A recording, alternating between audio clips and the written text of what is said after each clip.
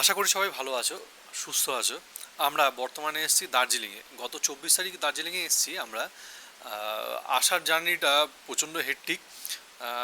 কোনো কারণে সেটা আমি ক্যামেরাতে বন্দি করতে পারিনি। যাই হোক, গল্পটা হচ্ছে এটাই যে আমরা গরিব রথ বুক করেছিলাম, কোনো ট্রেন পাইনি তো গরিব রথটাই বুক করেছিলাম। শুনলাম গরিব রথ ভালো, কিন্তু এত ভালো বুঝতে পারিনি। বিকেলবেলা 4টের সময় আমাদের মেসেজ এলো যে ট্রেন অলরেডি 2 ঘন্টা 45 মিনিট ডিলে করে দেওয়া হয়েছে। যেটা 9টা 45-এর সময় ছিল সেটা রাত্রির 12টা 30-এ করে দেওয়া হয়েছে। যথারীতি আমরা স্টেশনে পৌঁছালাম। ওখানে গিয়ে অ্যানাউন্সমেন্ট করছে যে ট্রেন 4 নম্বর প্ল্যাটফর্মে দেওয়া হয়েছে, কিন্তু সেটা ক্লিন হবে, তারপরে আপনারা উঠবেন। আমরা ট্রেনের সামনে গিয়ে অপেক্ষা করছিলাম। করতে করতে অলমোস্ট সেটা 12টা 20 হয়ে গেছে, কিন্তু তখনও ট্রেনের কামরার দরজা কেউ খুলছিল না। যারা আমাদের যারা কো প্যাসেঞ্জার ছিল সবাই মিলে গিয়ে জোর জবস্তি করেই প্রায় একরকম ট্রেনে উঠি। উঠে দেখি ট্রেনের যে ওঠার যে প্যাসেজগুলো মানে টয়লেটের সামনে যে এরিয়াটা, তাতে প্রচণ্ড পরিমাণে একদম নোংরা ভর্তি হয়ে রয়েছে। টয়লেটগুলো ইভেন ঠিকঠাক করে ক্লিন করেনি, গন্ধ।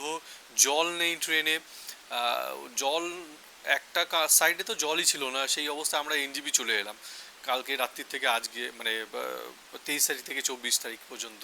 অথচ সেই রকম কোনো ব্যবস্থা ছিল না। একটা জিনিস ভালো ছিল, সেটা হচ্ছে ট্রেনের এসিটা ঠিকঠাক কাজ করছিল। এই যা, যাই হোক, আমাদের পৌঁছাতে দেরি হয়ে গেছে। আর আমরা এনজিপি থেকে এখন যেটা হয়েছে, এনজিপি থেকে কিন্তু দার্জিলিং আসতে মোটামুটি 1 ঘন্টা বেশি সময় লাগছে। আগে যেটা 3 থেকে সাড়ে 3 ঘন্টা লাগতো, এখন সেটা 4 থেকে সাড়ে 4 ঘন্টা লাগছে। কারণ যে রুটটা নেওয়া হচ্ছে সেটা হচ্ছে পুরনো রুটটা, অর্থাৎ যে রুট দিয়ে টয় ট্রেন যাতায়াত করে সেই রুট দিয়ে আসা হচ্ছে, যার কারণে সময়টা একটু বেশি লাগছে আর ভাড়াটাও বেশি লাগছে। আগে 300 থেকে 350 নিত, এখন 400 থেকে 450, যে যেরকম আর কি নিয়ে পারে। এটা কারেন্ট একদম আজকে হচ্ছে গিয়ে 26 তারিখ, তাই তো?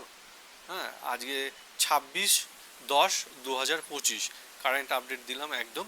আর দার্জিলিংয়ের অবস্থা নর্মাল রয়েছে, সমস্ত কিছু নর্মালাইজ রয়েছে। আমরা তো ঘুরছি, চারিদিকে দোকানপাট সব কিছু খোলা রয়েছে। তো যারা দার্জিলিং আসবে ভাবছো এবং কিছুদিন আগের যে খবরটা দেখে